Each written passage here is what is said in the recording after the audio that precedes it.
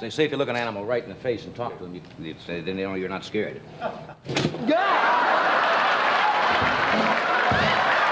The most funny animals on The Tonight Show.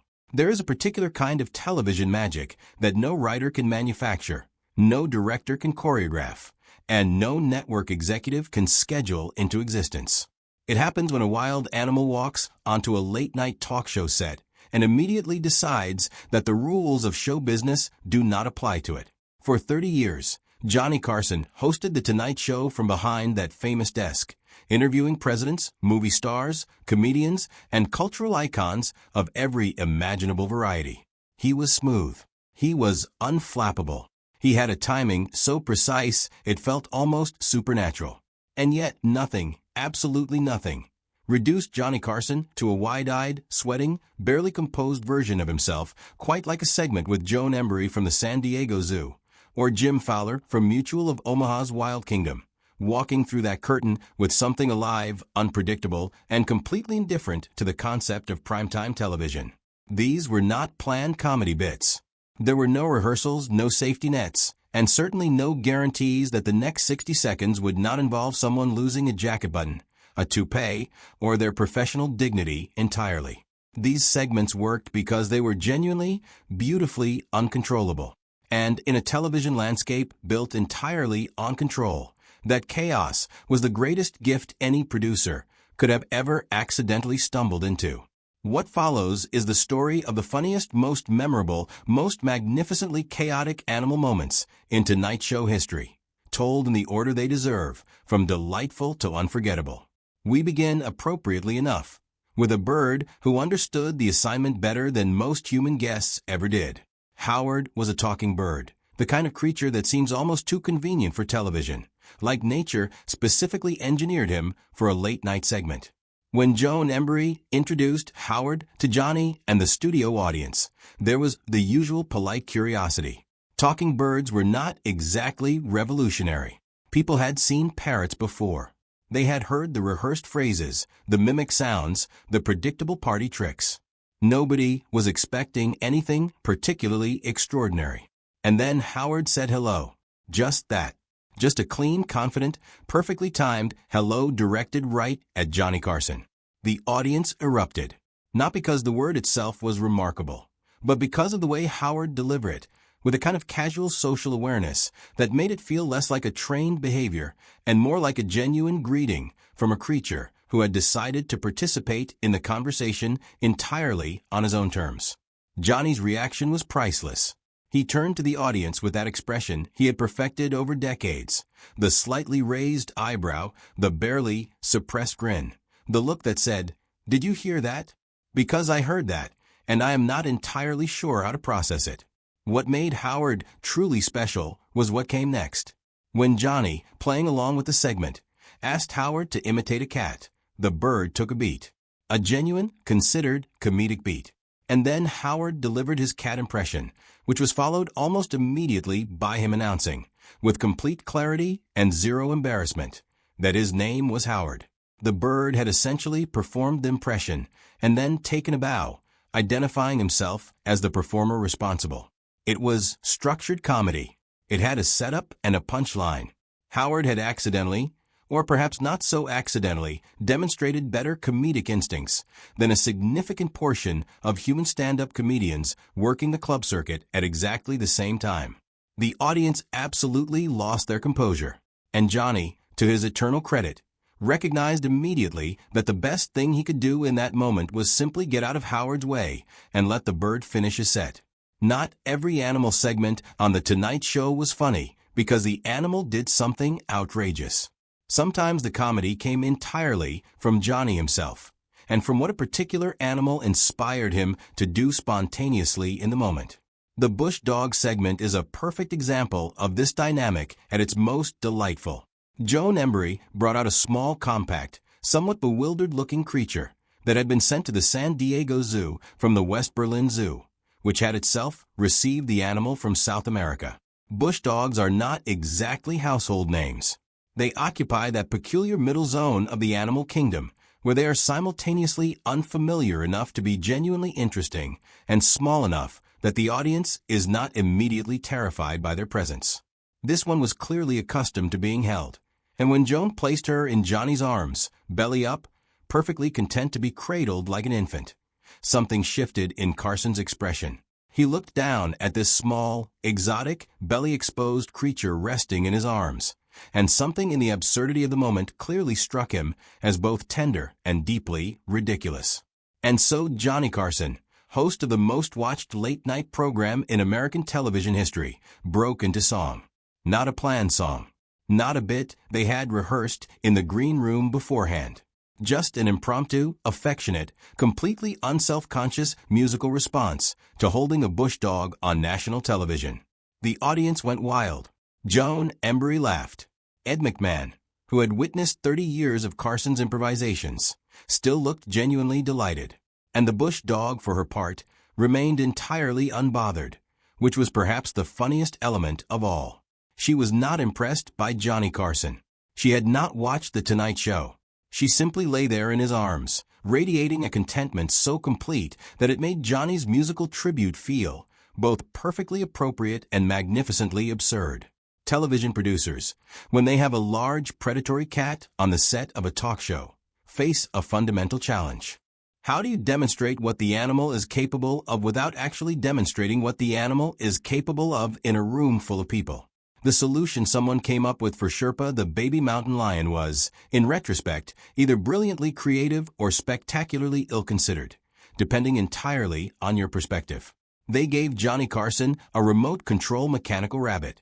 Sherpa was introduced to the audience with her full range of proper names: mountain lion, puma, cougar, catamount, all describing the same magnificent, powerfully built animal who regarded the Tonight Show studio with the calm, evaluating gaze of a creature who understood instinctively that she was the most dangerous thing in the room and felt no particular need to prove it. The audience watched her with that special combination of admiration and nervous excitement that large cats reliably inspire in enclosed spaces. And then the mechanical rabbit appeared on the set. Johnny activated the remote control. The rabbit began moving across the studio floor. Sherpa's entire body language changed in an instant. The muscles tensed, the eyes locked. The head dropped slightly in that unmistakable predatory posture that no amount of captive raising ever quite eliminates from a big cat. The audience held their collective breath. What happened next made everyone in that studio simultaneously laugh and grip the armrests of their chairs a little more tightly.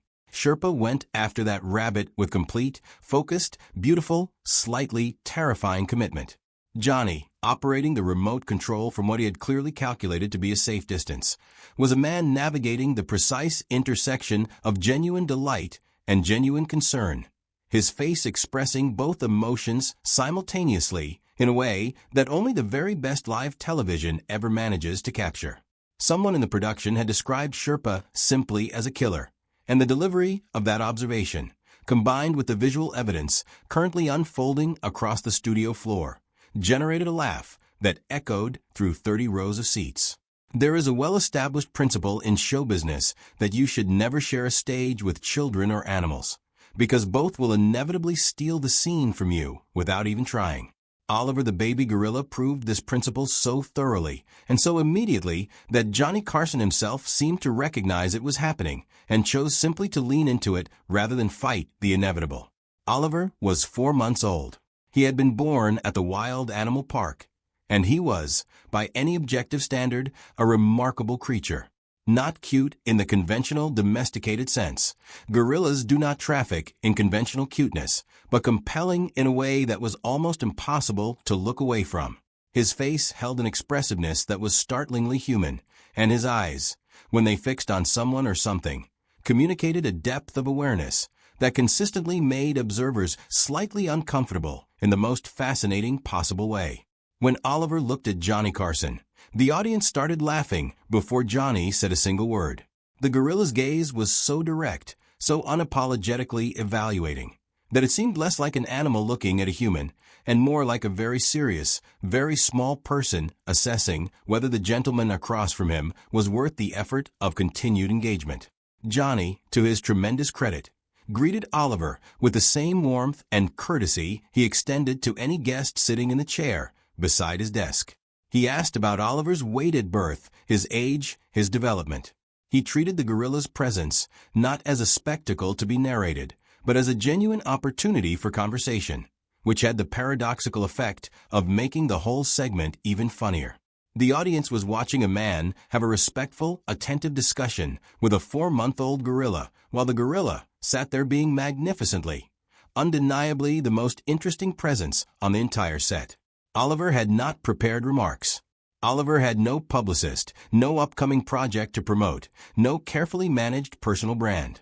Oliver simply existed completely and authentically, and it was more compelling television than most humans manage to generate in an entire career. Comedy is, at its core, the art of controlled discomfort, the creation of tension followed by the release of relief. By that definition, Johnny Carson holding a tarantula on live television was one of the purest comedic performances of his entire career, and he did not write a single word of it. The tarantula was brought out to make a point about the creature's unfairly maligned reputation. Tarantulas, the guest explained patiently, were not actually as dangerous as most people assumed. They were not insects. Spiders have 8 legs, a distinction the guest clearly felt was important to establish before proceeding any further. And they could, in fact, be held safely by a human being, provided that human being approached the exercise with the appropriate calm and care. Johnny Carson did not approach the exercise with appropriate calm. He approached it the way any reasonable, intelligent human being approaches the prospect of voluntarily placing a large spider on their body, with every instinct screaming urgent objections, while the professional obligation of being the host of a television program overrode those instincts through sheer force of will. Every single muscle in his body was participating in the comedy. His posture communicated a man who understood intellectually that he was not in immediate danger and felt absolutely none of that understanding anywhere in his nervous system. His hands, usually so relaxed and expressive during interviews, became precise, deliberate instruments carefully executing instructions from someone who clearly knew what they were doing, surrounded by considerable evidence of someone who was merely pretending to know what they were doing and hoping nobody could tell. The audience went absolutely berserk, not because anything went wrong, nothing did, but because Johnny's entire performance of controlled composure, while the tarantula explored the geography of his arm, was itself the entertainment. He was simultaneously the host and the content, his courage and his fear existing in perfect comedic balance with each other, was the funniest thing on television that particular evening. If the tarantula represented controlled discomfort, Joan Embry's Burmese python represented something altogether more theatrical in its ambitions. Pythons are large animals. They are heavy. This particular specimen weighed somewhere in the vicinity of 50 to 60 pounds. And they have a tendency, when draped across a person's shoulders, to make that person look simultaneously absurd and vaguely endangered, which is a visual combination that late-night television was essentially designed to showcase to maximum effect. The python got comfortable with Johnny in the way that large constrictors get comfortable with things, slowly, thoroughly, and with a kind of implacable physical certainty that left very little room for negotiation or polite objection. Johnny's commentary during this process was a masterpiece of dry understatement, each line delivered with the careful precision of a man choosing his words very thoughtfully, while a 50-pound snake made independent decisions about his personal space. The audience was laughing so hard at points that his punchlines were partially lost in the noise, which he acknowledged with the easy timing of someone who had been working a room for 3 decades and knew exactly how to let a wave of laughter crest before he continued. Joan Embry's 1991 appearance escalated the reptile content considerably further with the introduction of Thelma and Louise, a 2-headed corn snake whose existence alone seemed to challenge several foundational assumptions about biological possibility. Johnny stared at this animal with an expression of pure, unguarded bewilderment that he rarely allowed cameras to capture at such close range. 2 heads, 2 sets of eyes, 2 tongues, each being used independently for the purpose of smell. 1 snake. It was a kind of creature that seemed less like a product of natural evolution and more like a very specific practical joke that nature had decided to play on the concept of normalcy itself. "That is the strangest thing I have ever seen," Johnny said. And for once in his career, the line required absolutely no comedic embellishment whatsoever. It was simply the truth, delivered plainly, and it was funnier than any crafted joke could have possibly been. Of all the animals that ever appeared on The Tonight Show, the cheetahs that Joan Embry brought in for one particular segment may have achieved the single most specific and perfectly targeted comedic effect available to a non-human performer. They were completely, profoundly, magnificently unimpressed by Johnny Carson. Most guests, human and animal alike, responded to Carson's presence in some recognizable way. They were nervous or excited or curious or affectionate. The cheetahs registered his existence and then made the considered collective decision that it was not information requiring further processing on their part. They were comfortable. They were relaxed. They were, by every available behavioral indicator, entirely content to exist in the same general vicinity as the most famous talk show host in America, without granting him any particular acknowledgement or special consideration. Johnny talked to them. The cheetahs did not especially react. He was advised that animals respond well to direct eye contact and calm, confident speech. He attempted direct eye contact and calm, confident speech with admirable commitment. The cheetahs remained in a state of elegant, spectacular indifference. The audience was laughing harder with each passing second, not because anything dramatic was happening on the set, but because the dramatic thing was the absence of drama. The spectacle of Johnny Carson, beloved by millions of loyal viewers, being treated by two large cats as though he was a moderately interesting piece of set dressing that did not quite warrant a second glance. It was, in its own way, the most honest review his program had ever received from any source. Jim Fowler's appearances on The Tonight Show had a particular quality that differed somewhat from Joan Embry's segments. Fowler's animals tended toward the gothic end of the wildlife spectrum. Where Embry might bring something charismatic and immediately appealing, Fowler would arrive with creatures whose greatest talent was making everyone in the room deeply and personally aware of their own mortality. The possums were objectively scraggly animals, perpetually startled-looking creatures whose primary survival strategy involved playing dead so convincingly that predators simply lost interest and moved on. When Fowler demonstrated this behavior on The Tonight Show set, the possums cooperated with remarkable theatrical commitment, going completely limp with such practiced expertise that the studio audience briefly was not entirely sure whether to laugh or express genuine medical concern. Johnny treated them with the exaggerated ceremonial courtesy he reserved for guests he found genuinely baffling, addressing them formally, asking detailed questions about their dietary preferences, responding to Fowler's ecological explanations with the focused attention of a man trying very hard to locate the appropriate emotional register for a possum that had just flung itself dramatically onto the Tonight Show desk and refused to move. The vulture was something else entirely. There is no conventional framework for hosting a bird culturally associated with death and patient waiting as a welcome guest on a cheerful, brightly lit talk show with a live studio audience. The vulture's bald head, hunched posture, and absolute, unblinking stillness created a visual presence that the set's warm lighting and carefully designed cheerful aesthetic could do absolutely nothing to soften or improve. The bird looked at Johnny with a calm, professional assessment of something that had been waiting out the end of things for millions of years, and found The Tonight Show to be simply the latest in a very long series of spectacles it had quietly outlasted. Johnny's jokes wrote themselves with unusual ease. The vulture's complete absence of conventional appeal, its zero interest in being charming or entertaining, its magnificent indifference to the concept of public relations, all of it became the running gag of a segment that required no setup whatsoever and landed perfectly every single time. The alligator, appearing in the same general era of these increasingly challenging segments, presented a categorically different problem from the vulture. Alligators are not indifferent in the way cheetahs are indifferent, or dismissive in the way vultures are dismissive. Alligators are attentive. They watch with focused, unblinking patience.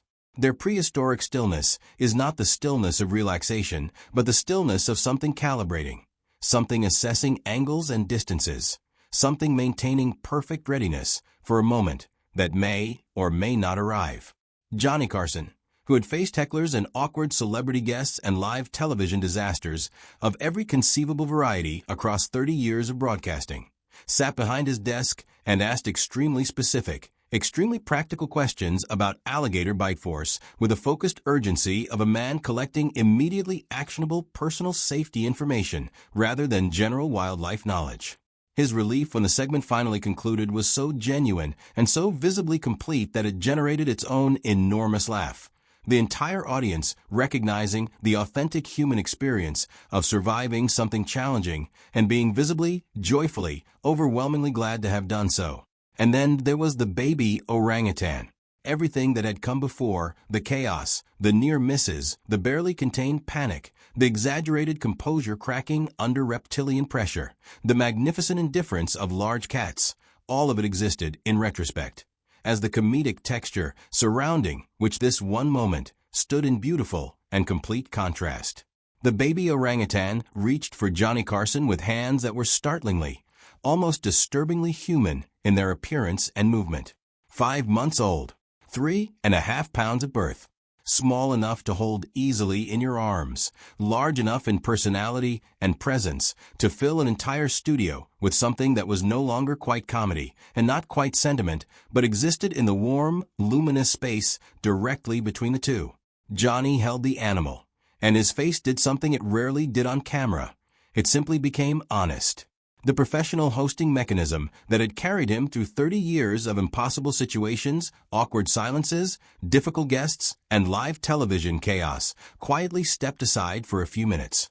What remained was a man holding a baby animal that had decided, with complete trust and no understanding of the broader implications, to make itself entirely at home in his arms, and see no reason to reconsider that decision. The orangutan played with his tie. It explored his jacket buttons with the focused curiosity of a creature for whom everything in the world is brand new and everything is worth thorough investigation. It looked at his face with those remarkable eyes, dark, expressive, uncomfortably aware seeming. And Johnny looked back, and the audience, who had spent the better part of an hour laughing at everything that could go wrong between humans and animals on live television, fell into the particular quality of silence that comes when something unexpectedly happens directly in front of you, and you recognize it immediately. The hug lasted longer than anyone expected. The handler came to retrieve the orangutan, and the animal communicated, clearly and physically and without ambiguity, that it had not yet made peace with this arrangement and saw no compelling reason to cooperate with it. Johnny, for his part, offered no great enthusiasm for ending the moment either. His jokes in this segment about taking the orangutan home, about it being his favorite guest across 30 years of broadcasting, landed differently than his jokes usually landed, because they were not entirely jokes. There was something genuine and unguarded underneath them that the audience could feel and respond to, without quite being able to name or explain to anyone afterward. The Tonight Show animal segments worked because they were the one corner of late-night television that belonged entirely to the unscripted, the uncontrolled, and the magnificently unimpressed. Every other guest who walked through that curtain carried an agenda, a film to promote, an image to carefully manage, a story to tell entirely on their own terms and in their own carefully chosen words. The animals had none of that. They arrived as themselves, completely and without apology or calculation. And in doing so, they gave Johnny Carson something that no human guest could ever reliably provide across 3 decades of broadcasting: the genuine, unmanufactured experience of being truly surprised. His terror was real. His delight was real. His composure cracking and carefully reforming and cracking again was real in a way that rehearsed comedy can never quite replicate, no matter how skilled the performer. And in those moments of authentic, unmanufactured human response to the wild and unpredictable world walking directly across his desk, Johnny Carson was not the polished, legendary, untouchable host of an American institution. He was simply a person, encountering something alive and wonderful and entirely beyond his control, and responding to it with a full, unedited, completely genuine range of what it means to be human. That is why those segments still hold up across decades of changing television. That is why people are still watching Howard say hello, and a baby orangutan refuse to let go, and a vulture stare down the most famous host in television history with the patient calm of something that knows, with absolute certainty, that it will still be here long after the cameras have finally stopped rolling. The animals were never really the guests. They were the mirror, and what they reflected back every single time was the best, funniest, most vulnerable, and most completely human version of Johnny Carson that television ever had the good fortune to capture.